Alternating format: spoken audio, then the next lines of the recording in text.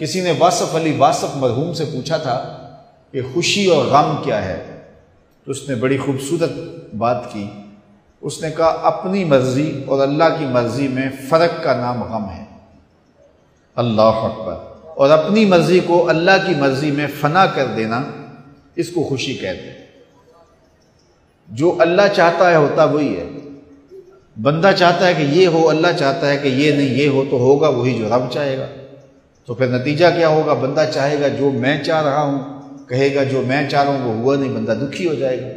لیکن اگر وہ اپنی خواہشات کو، اپنی آرزوؤں کو رب کی رضا میں گم کر دے گا تو پھر جو ہے وہ اسے حقیقی مسرت و خوشی نصیب ہو جائے گی.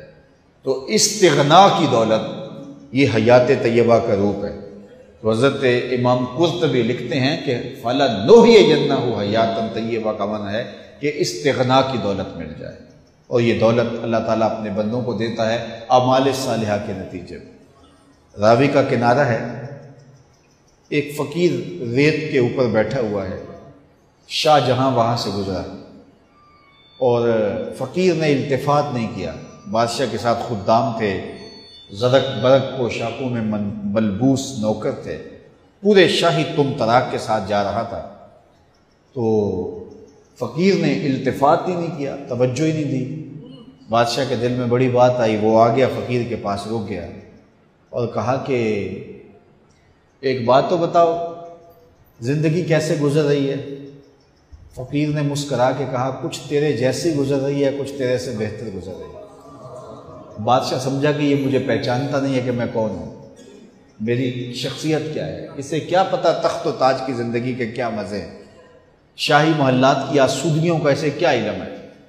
اس نے کہا مجھے جانتے ہو؟ کہا ہاں تم شاہ جہاں ہو، ہندوستان کے بادشاہ ہو.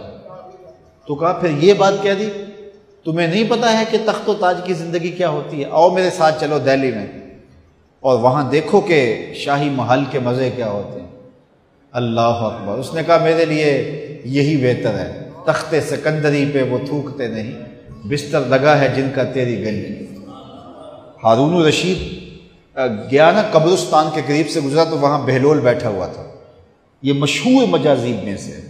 مجذوب اس کو کہتے ہیں کہ تجلیات کے وفود سے جس کا شیشہ عقل ٹوٹ جائے، اس کو مجذوب کہتے ہیں. اور لوگ اسے پاگل کہتے ہیں، لیکن سادی کہتے ہیں سادیہ نزدیک رائے عاشقاں، خلق مجنو نندو مجنو عاقل است. اصل میں تو عقل مند یہ ہیں. تو بہلول بیٹھا تھا قبرستان میں، تو ہارون الرشید گزرا تو بہلول نے توجہ نہ دی. تو ہارون الرشید نے چاہا کہ میں اس کو دکھاؤں کہ میں محل کیا ہوتے ہیں، تخت و تاج کیا ہوتے ہیں. اس نے دعوت دی، بہلول آؤ نا ذرا بغداد میں، شہر کی رونقیں دیکھو، محلات کی زندگی دیکھو. تو حضرت بہلول نے جو جواب دیا بڑا خوبصورت تھا.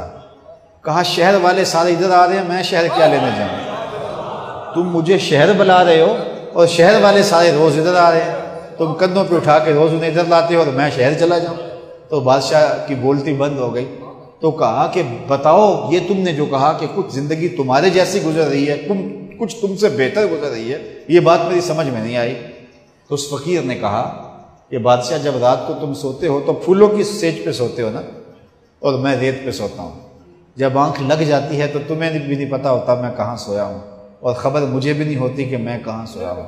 اس وقت تیری اور میری زندگی ایک جیسی گزر رہی ہوتی ہے. اور جب سحری کے لمحے ہوتے ہیں، تم سو رہے ہوتے ہو، میں اٹھ کے مصلی بچھا لیتا ہوں اور میری وہ زندگی تیری زندگی سے بہتر گزر رہی ہے. تو استغنا کی دولت اگر مل جائے فَلَنُحْيِيَنَّهُ حَيَاةً طَيِّبَةً، تو یہ ستھری اور پاکیزہ زندگی ہے. جو انسان اچھے عمل کرتا ہے اللہ اس کی طبیعت میں استغنا پیدا کر دیتا ہے.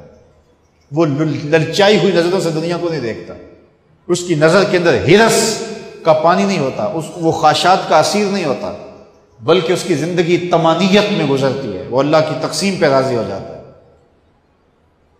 حضور نبی رحمت صلی اللہ علیہ وسلم کا ایک فرمان سنیے.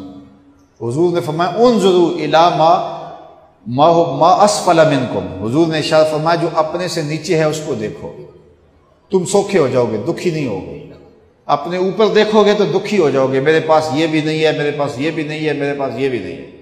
لیکن اپنے سے نیچے دیکھو، تم 5 مرلے کے مکان میں رہتے ہو تو دیکھو وہ بھی جو جھونپڑیوں میں رہتے ہیں، تو تمہیں سکھ ملے گا، تم وہاں آسودہ ہو جاؤ گے. لیکن تم 10 کنال کے بنگلے میں بھی رہتے ہو، لیکن آگے دیکھو گے کہ فلاں ایکڑوں میں رہتا ہے تو آپ کے لیے وہ بنگلہ بھی تنگ تنگ دکھائی دے گا۔ تو اوپر نہ دیکھو، نیچے دیکھو، نیچے دیکھو گے تو سوکھے رہو گے۔ زندگی سوکھی گزارنے کا ضابطہ رسول کریم نے بیان کر دیا کہ اپنے نیچے دیکھو، اپنی مٹی پہ ہی چلنے کا سلیقہ سیکھو، سنگ مرمر پہ چلو گے تو پھسل جاؤ گے۔